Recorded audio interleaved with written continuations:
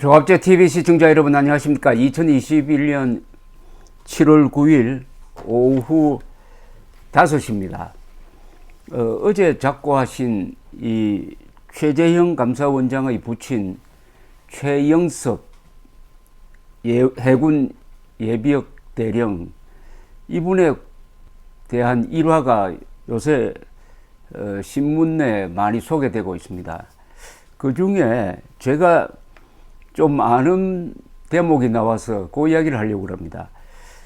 1962년 박정희, 당시는 대장입니다. 이분이 국가재건회의 최고위원회 의장을 하고 있었습니다. 의장, 대통령직을 겸하고 있었습니다. 이분이 울릉도를 찾았습니다.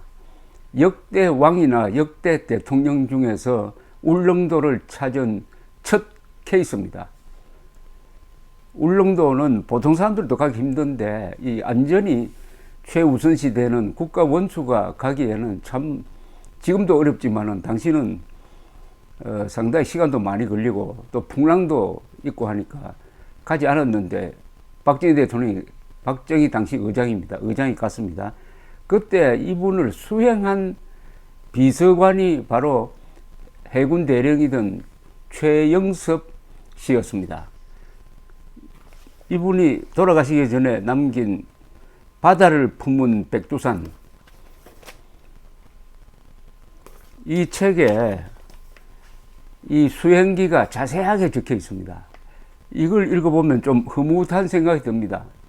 우선 국가 최고 지도자가 그 가장 한국 영토 중에서 가장 가기 힘든, 인구도 많이 살지도 않는 그 울릉도를 찾았다는 것도 그렇고, 울릉도를 찾는 과정에서 풍랑이 거세해 가지고 물에 빠지는 그런 소동도 일어나고 한 이야기가 저는 하나의 그림처럼 보였습니다. 그래서 그 대목을 제가 소개를 좀 해드리겠습니다.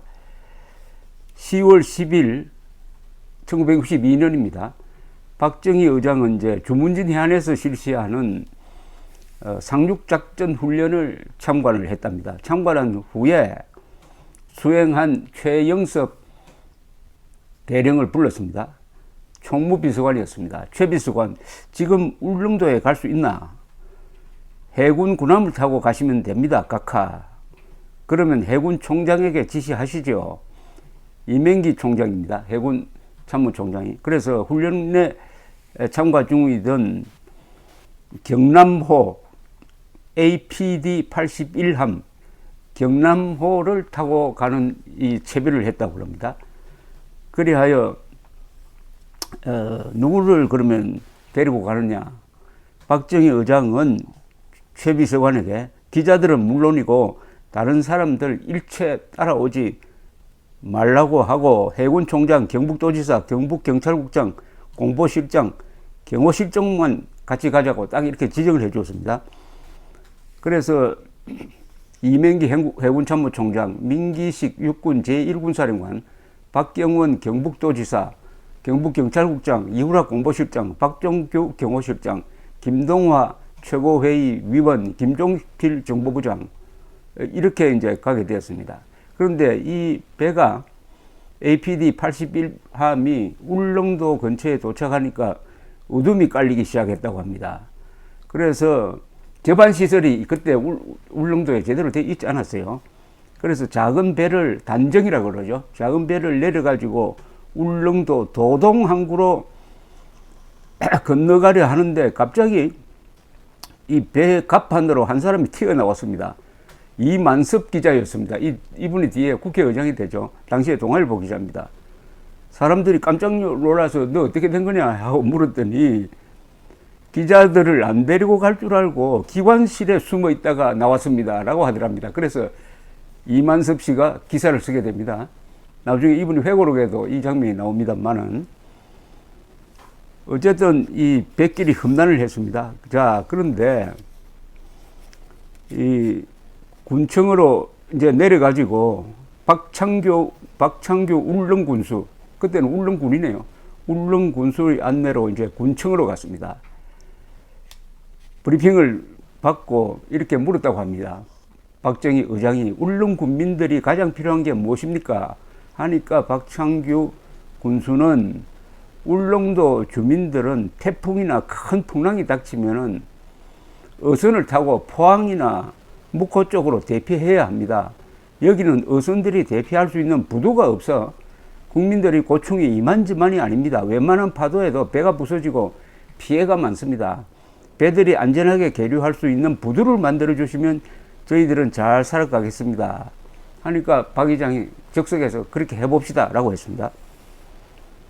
그 이듬해 대통령 권한대행 국가재건 최고회의 의장 육군대장 박정희 장군 순찰 기공비를 저동항에 세웠는데 그에 부산 포항 울릉도를 잇는 전기 여객선이 취항되었고 그 4년 뒤에는 저동항에 드디어 부두시설이 들어서서 어업전진기지가 세워졌다. 그러니까 소원성시한 거죠. 박 의장이 이 벽촌이 아니라 이건 뭡니까? 아주 궁벽한 이 어항에 어촌에 들어와서 문제를 하나 해결해 줬습니다. 이게 큰 선물이겠죠. 이게 아마 박정희라는 이름을 특별히 기억하는 데가 섬이 두가 제주도하고 바로 울릉도입니다. 제주도에는 516도로라고 있죠. 서귀포하고 제주시를 연결하는 그것도 박정희 의장 시절에 군병력 투입돼 가지고 만든 거죠. 박정희 의장 일행은 군청에서 나와서 군수관사에서 저녁 식사를 했다고 합니다. 조촐한 주연이 있었는데 멀리 떨어진 섬에 왔다는 분위기 때문인지 좀 늘어져 가지고 계속 술을 마셨답니다. 이 박정희 대통령이 술을 참 좋아하는 분이죠. 그런데 다음 6시부터 이 행사가 있는데 이 최영섭 비서관이 걱정이 돼가지고 각하 내일 아침 6시에 기상하셔야 합니다. 이젠 주무시는 것이 좋겠습니다. 라고 말했더니 박정희 의장은 필자를 이렇게 써놨습니다. 이 회고록에 필자를 딱 보더니 최대령 아니 여기까지 와서 간섭이야. 여기 앉아. 라고 하더니 술잔을 따라 술도 뭐 늘 술도 아닙니다. 막걸리입니다. 막걸리를 따라줘 가지고 새벽 3시까지 같이 술을 마셨답니다. 그러니까 한 2시간 눈을 붙이고 6시에 일어나 가지고는 시찰을 위해 관사를 나와 가지고 경찰서, 초등학교 등 섬을 쭉 둘러보고 도동항에서 이제 배를 타기 위해서 기다리면서 국수로 점심을 때웠다. 이렇게 적혀 있습니다. 박정희 하면 떠오르는 음식이 국수입니다. 이분이 국수를 좋아해요. 자, 그런데 이제 도동항에서 저 먼 바다에서 기다리고 있는 경남함에 타야 되는데 이게 접안이 안 되니까 작은 배를 타고 그쪽으로 경남함으로 건너가는데 이게 문제가 생겼습니다. 보트가 부두에서 빠져나오는데 큰 너울이 다가와가지고, 너울이라는 것은 이 파장이 긴 파도를 말합니다. 너울이 다가와가지고 보트를 치니까 보트가 기울어졌답니다. 바닷물이 들어오기 시작해가지고 무릎까지 드니까 이 이명기 해군 참모총장이 야 이거 넘어지겠다 하면서 아주 바다로 뛰어 들어갔다. 이 대목에 이제 여러 가지 증언이 있는데 어쨌든 요 대목은 제가 쓴 이 박정희 전기를 인용하는 게 더 좋겠습니다. 그때 어떻게 됐느냐 하면은 이 배가 작은 배니까 기우니까 이명기 해군 참모총장이 바다로 뛰어내리자 해가지고 박정희 의장까지 바다에 뛰어내렸는데 넘어질 것 같으니까 다행히 깊지 않았답니다. 깊지 않아서 박정희 의장을 이 최영섭 대령이 업고 업고 나왔다는 이야기가 있습니다. 업고 나왔다는 이야기.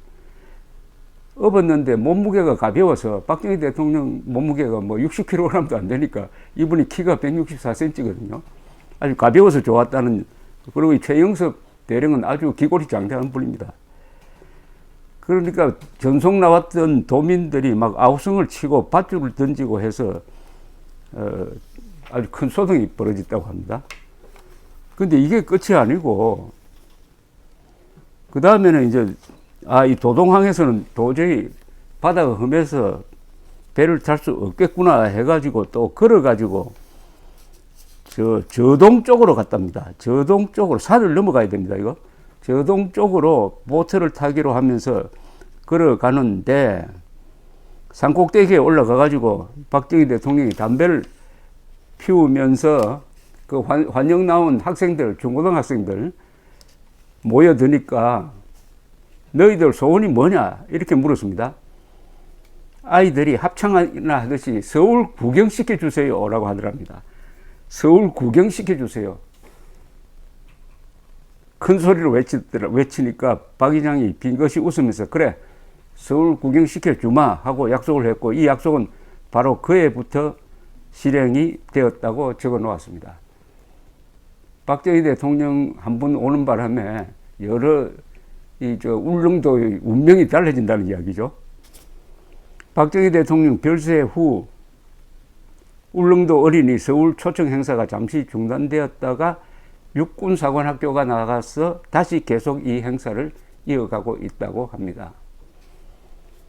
자, 이제 박정희 의장은 저동항에서 보트를 타고 저 먼바다에서 대기하고 있는 81함 경남함으로 이제 이동을 해야 되는데 이때 또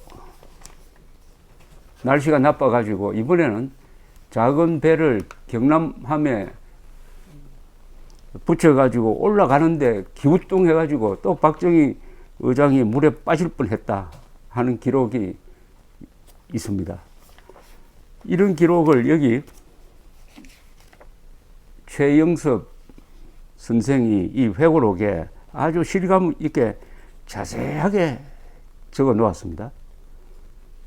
그 뒤에 있는 대목은 이것도 참 흥미로운 대목인데 이 피터 현이라는 분이 있습니다. 피터 현 씨는 당시에 뉴욕 헤럴드 트리뷴지 기자인데 이분이 박정희 의장을 인터뷰하러 왔다고 합니다. 근데 박정희 대통령이 기자들을 좀 싫어했어요. 그래 안 만나겠다고 하니까 최영섭 대령이 설득을 해가지고 피터 현을 만나는 유경수 여사도 인터뷰하고 하는 그런 대목이 있습니다. 이 피터 현 선생은 저도 잘 아는 분입니다. 제가 월간조선에 있을 때 피터 현 회고록을 연재를 했는데 이 피터 현 선생이 박정희 의장을 만나고 나서 완전히 이 군정을 보는 시각이 달라졌다고 저한테 이야기를 하기로 했습니다. 이 1963년에 박정희, 윤보선 두 사람이 대결할 때 박정희 그때도 또 한국에 와가지고 박정희 인터뷰, 윤보선 인터뷰도 했는데 두 사람이 너무나 차이가 나더라. 그래서 자기가 비판적으로 보았던 박정희 군정에 대한 생각을 완전히 바꾸게 되었다 하는 이야기를 들은 적이 있습니다. 이래저래 이 최영섭 이 회고록은 93세의 생애 1세기죠. 1세기에 걸쳐서 일제시대 그리고 해방, 건국 그리고 6.25 전쟁, 6.25 전쟁 이후에 이 산업화의 시기를 그 역사의 현장 한복판에서 겪었고 그 다음에 군복을 벗은 이후에 또 이분은 중동으로 진출해가지고 그것도 이란으로 가가지고 호메이니 혁명 일어나기 직전에 이란에서 몇 년 동안 또 사업도 한 그 뒤에 현직에서 완전히 물러난 다음에는 이 애국투쟁을 하신 분입니다. 애국투쟁. 1988년에 올림픽 반대하는 운동이 일어나니까 직접 대자보를 써가지고 홍익대학교 앞에 가서 갖다 붙인 이분, 그리고 나이 70을 넘기면은 그것보다는 더 의미 있는 일을 하겠다 해가지고 아파트에서 어린이들을 모아가지고 한문도 가르치고 애국심도 가르치고 하는 그런 활동을 하고, 그 뒤에는 또 이 인천 상륙작전의 양동작전으로 있었던 장사 전투, 장사는 지금 경북 영덕입니다. 영덕 해안인데, 거기에 학도병들을 투입해가지고 일종의 양동작전을 하기 위해서 학도병 수백 명을 희생시킨 이 전투를 발굴해 가서 그때 전사한 사람들의 명단을 이렇게 일일이 찾아다니면서 한 잊혀질 뻔했던 역사를 재현했습니다. 이는 또 몇 년 전에 영화로 됐습니다. 이 책에 추천문을 쓰신 분이 이 서평인네 최원일, 천안함 함장 최원일 예비역 대령이 쓴 서평 마지막에 이런 대목이 있습니다. 2016년 최 대령님께서 문산호 전사자 현양 추진을 하지 않으셨더라면 장사 상륙작전 전투는 영원히 잊혀진 전투가 되고 나라를 위해 목숨 바친 학도병들은 억울한 죽음이 될 뻔했다. 여기 문산호는 학도병들을 싣고 장사에 상륙하려다가 좌초돼 가지고 막 침몰한 배입니다. 이 문산호에 타고 있던 사람들이 많이 죽었습니다. 최근에는 이걸 발견해가지고 인양하는 사업도 했고, 지금 영덕에 가면은 장사 상륙작전 기념관이 만들어져 있습니다. 문산호를 재현한 그런 시설도 있습니다. 이후 해군에서 기념비도 설치하고 민간에서는 영화로도 제작되어 그제서야 국민들이 장사 상륙작전을 알게 되었다. 이렇게 써놓고 있습니다. 이 최영섭 대령이 돌아가시기 전에 최재형 감사원장에게 대한민국을 밝혀라 라는 말이 아니라 글을 써가지고 주더랍니다. 이게 마지막 유언처럼 됐다고 합니다. 대한민국을 밝혀라. 그래서 최재형 전 감사원장이 전역 전 의원의 평에 의하면 한국 정치판의 공기청정기 역할을 할 분이 이제 정치판에 등장하게 되었습니다. 감사합니다.